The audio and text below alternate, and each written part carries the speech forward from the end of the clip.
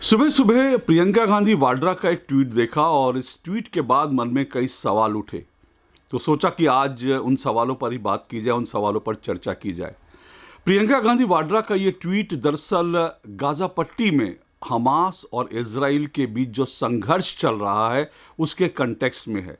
उसके कंटेक्स्ट में तो है, लेकिन बड़ी बात क्या है कि इसमें सीधा सीधा भारत की विदेश नीति पर और भारत की जो यूएन में नीति रही इस पूरे मसले पर, उस पर प्रियंका गांधी वाड्रा ने सवाल उठाए हैं। इससे पहले कि मैं आगे बढ़ूं, इस बारे में विस्तार से डिटेल में बात करूं, आपको इस जो ट्वीट है जो अब जिसको हम एक्स के नाम से जानते हैं, उस पर जो कुछ प्रियंका गांधी वाड्रा ने कहा, उस पर मैं 4 लाइनें उसकी पढ़कर सुना देता हूं ताकि आपको ये जानकारी हो जाए कि दरअसल किस कंटेक्स्ट में प्रियंका गांधी वाड्रा ने लिखा और उनका लिखना जो है क्यों कई तरह के सवाल मन में पैदा करता है। दरअसल आपको मालूम होगा कि यूएन में एक प्रस्ताव आया और ये प्रस्ताव जॉर्डन लेकर आया।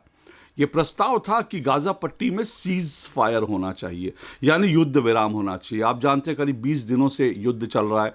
इजराइल की सेनाओं ने गाजा पट्टी के आसपास अपनी जो है सेनाएं तैनात कर दी हैं। लगातार हवाई हमले हो रहे हैं। ये भी खबर आ रही है कि इजराइल की सेना ने 1-2 बार जो है गाजा पट्टी के अंदर प्रवेश किया, वहाँ उन्होंने आतंकी ठिकानों पर हमले किए और उसके बाद जो है वापस वो इजराइल आ गए। इसको लेकर एक संघर्ष चल रहा है। दुनिया 2 गुटों में बट चुकी है ऑलरेडी। तो जॉर्डन एक प्रस्ताव लाया था और ये कहा जा रहा है कि क्योंकि गाजा पट्टी में इजराइल जो कुछ कर रहा है उससे निर्दोष लोगों की मौत हो रही है। करीब अब तक 7,000 से ज़्यादा लोगों की जान जा चुकी हैं। तो ये कहा जा रहा है कि भाई ये युद्ध विराम होना चाहिए। इजराइल जो है सीज फायर करे और गाजा पट्टी में लगातार जो हमले इजराइल कर रहा है, हमास पर जो हमले कर रहा है, उन हमलों को बंद करे। ये सीज फायर का एक प्रस्ताव आया था। भारत ने इस प्रस्ताव से खुद को एब्सटेन किया, यानी भारत ने इस प्रस्ताव की वोटिंग में कोई मतदान नहीं किया। उसको लेकर प्रियंका गांधी वाड्रा ने भारत के कृत्य को, भारत की जो वैश्विक मामलों को लेकर भारत की जो नीति थी उसको लेकर उन्होंने कहा कि ये शर्मनाक है। प्रियंका गांधी वाड्रा ने जो ट्वीट किया, उन्होंने लिखा कि an eye for an eye makes the whole world blind. Mahatma Gandhi की ये बात का उन्होंने जिक्र किया कि एक आंख के बदले आंख लेने की जो नीति है वो पूरी दुनिया को अंधा कर देगी। फिर प्रियंका गांधी वाड्रा लिखती हैं, I am shocked and ashamed, यानी उनको शर्म आती है। I am shocked and ashamed that our country has abstained from voting for a ceasefire in Gaza. यानी प्रियंका गांधी वाड्रा कहती हैं कि वो बहुत उनको आश्चर्य हुआ और साथ साथ वो उनको बहुत शर्म आती है कि भारत ने जो प्रस्ताव था यूएन में उसको एब्सटेन किया। मैं आपको बता दूं कि ये जो ट्वीट पढ़ने के बाद मेरे मन में 2 तरह के सवाल आए। एक सवाल ये आया कि क्या प्रियंका गांधी वाड्रा ने इस पूरी खबर को पढ़ा है? क्या उन्होंने वास्तव में पढ़कर पूरे मामले को जानने के बाद ट्वीट किया है? क्योंकि पहली नज़र में मुझे लगता है कि उन्होंने बिना पढ़े सिर्फ विरोध करने के लिए ट्वीट कर दिया। मुझे लगता है प्रियंका गांधी वाड्रा को पहले पूरे मामले को पढ़ना चाहिए था, समझना चाहिए था। और अगर उन्होंने पढ़कर और समझकर ये ट्वीट किया है तो फिर मेरा सवाल ये है कि क्या प्रियंका गांधी वाड्रा हमास के आतंकवादियों का, उनकी आतंकी कार्रवाइयों का, उनकी आतंकी वारदातों का समर्थन कर रही हैं? अब मैं ऐसा क्यों कह रहा हूं, इसको समझिए। दरअसल भारत ने एब्सटेन क्यों किया? जॉर्डन ये जो प्रस्ताव लाया था, इस प्रस्ताव के पक्ष में, ये प्रस्ताव हालांकि पारित हो गया, 140 देशों ने इस प्रस्ताव के पक्ष में वोटिंग की है। 45 देश एब्सटेन रहे, यानी 45 देश भारत जैसे देश थे जिन्होंने इस वोटिंग में कोई अपना हिस्सा नहीं लिया और 14 देशों ने इस प्रस्ताव का विरोध किया। तो ये प्रस्ताव तो पारित हो गया, पर भारत की मांग क्या थी? जॉर्डन के इस प्रस्ताव में भारत ने एक संशोधन रखा था, एक अमेंडमेंट रखा था।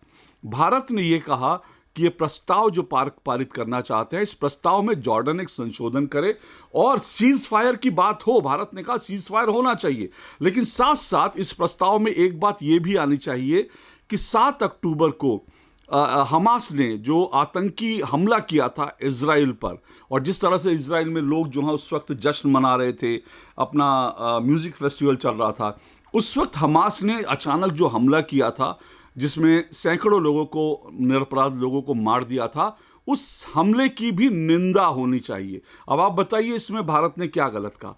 दूसरी बात भारत ने क्या कहा? भारत ने यह कहा कि अभी भी 200 से ज़्यादा निर्दोष नागरिक, आपने देखा होगा वीडियो में हमास के आतंकवादी जो हैं लोगों को पकड़ पकड़ के ले जा रहे हैं। एक महिला के साथ बहुत ही जो है एक ऐसी हरकत की थी जिसको कहते हुए भी शर्म आती है। तो एक महिला के साथ उस तरह की हरकत हमास के आतंकियों ने की और लोगों को पकड़ पकड़ कर अपने साथ ले गए। 200 से ज़्यादा लोगों को अभी बंधक बना रखा है हमास ने। तो भारत ने कहा कि इस प्रस्ताव में यह बात भी आए कि इजराइल सीज फायर करे, लेकिन हमास जो 200 निर्दोष लोगों को उसने बंधक बना रखा है उन 200 लोगों को रिहा करे। जॉर्डन इस अमेंडमेंट के लिए तैयार नहीं हुआ, और जब जॉर्डन तैयार नहीं हुआ तो भारत ने एब्सटेन रहने का फैसला किया। यानी भारत ये चाहता था ये पूरा जो प्रस्ताव है समग्रता में हो। इजराइल को अगर हम कहें कि वो युद्ध रोके तो साथ साथ हम हमास की आतंकी घटनाओं की निंदा करें और 200 निर्दोष लोग जो हमास के ने बंधक बना रखे हैं उनको छोड़े। अब इसमें भारत ने क्या गलत कहा? और अगर ये प्रस्ताव नहीं माना गया इसलिए भारत ने एब्सटेन किया, तो फिर इसमें भारत ने क्या गलत किया? लेकिन अब अगर आप भारत की इस कार्रवाई की निंदा करते हैं और आपको भारत के ये 2 अमेंडमेंट समझ में नहीं आते, तो इसका मतलब है कि आप चाहते हैं कि इजराइल जो है वो युद्ध विराम कर दे, लेकिन हमास जो आतंकी संगठन है वो 200 लोगों को निर्दोष लोगों को रिहा ना करे। वो 200 लोग जो हैं वो हमास के कब्जे में रहें और उनके परिवार जो बिलखते रहें, और वो जो आतंकी हमला किया था उसकी भी निंदा ना हो, ताकि इस तरह के और आतंकी हमलों की जो है एक पृष्ठभूमि तैयार हो और ज़्यादा आतंकी हमले करने के लिए हमास जैसे संगठन प्रेरित हों। तो आखिर इनकी निंदा क्यों नहीं होनी चाहिए? तो जब आप भारत का विरोध करते हैं, भारत की इस नीति का विरोध करते हैं, तो इसका मतलब साफ है कि आप कहीं ना कहीं हमास जैसे आतंकी संगठन के पक्ष में खड़े हैं, निर्दोष लोगों की रिहाई के खिलाफ खड़े हैं। अब एक बात अंत में मैं और कहना चाहता हूं, अगर कोई ये कहता है कि ये प्रस्ताव जो है, इस प्रस्ताव को लेकर के प्रस्ताव का मूल भाव युद्ध का विरोध करना था, तो मैं इससे भी पूरी तरह से सहमत नहीं हूं।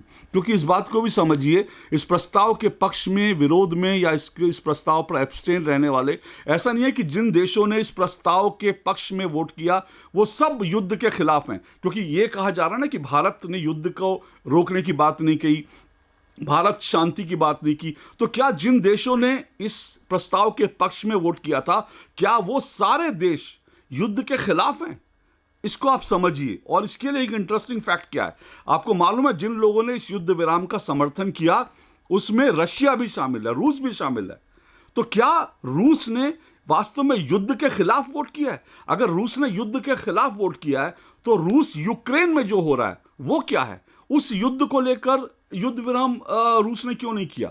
यूक्रेन पर वो हमले जारी रखता है, लेकिन दूसरी तरफ वो कहता है कि जो है यहां पर युद्ध विराम की बात करता है। तो यहां पे क्या हुआ? रूस के जो है नीति क्या है? दूसरी तरफ यूक्रेन, जहां पर जो खुद कह रहा है कि उसके ऊपर हमला हुआ है, यूक्रेन ने भी इस प्रस्ताव पर वोट नहीं किया। भारत की तरह यूक्रेन ने भी इस प्रस्ताव पर एब्सटेन रहना, यानी कि इस प्रस्ताव में वोट नहीं किया। तो अब क्या यूक्रेन युद्ध समर्थक हो गया? तो अगर यूक्रेन युद्ध समर्थक हो, यूक्रेन तो खुद युद्ध के इस वक्त युद्ध की पीड़ा झेल रहा है। यूक्रेन कह रहा है कि हम युद्ध के पीड़ित देश हैं। तो ये ऐसा नहीं है कि कोई जिसने प्रस्ताव में के पक्ष में वोट कर दिया वो सब युद्ध के खिलाफ हैं, जिन्होंने वोट नहीं किया वो युद्ध के पक्ष में, ऐसा नहीं है। जो कूटनीति होती है, जो राष्ट्र नीति होती है, उसमें राष्ट्र प्रथम होता है। अपने देश की जो आपके हित होते हैं वो इंपॉर्टेंट होते हैं, वो पहले नंबर पर होते हैं। इसलिए रूस बाकायदा युद्ध लड़ रहा है यूक्रेन में, लेकिन वो फिर भी चाहता है कि यहां पर युद्ध विराम हो, क्योंकि रूस ने अपना हित देखा। यूक्रेन जो है खुद युद्ध लड़ रहा है, लेकिन और वो युद्ध चाहता है कि उसके यहाँ युद्ध विराम हो जाए, लेकिन यहां पर वो युद्ध विराम के प्रस्ताव से पीछे हट गया।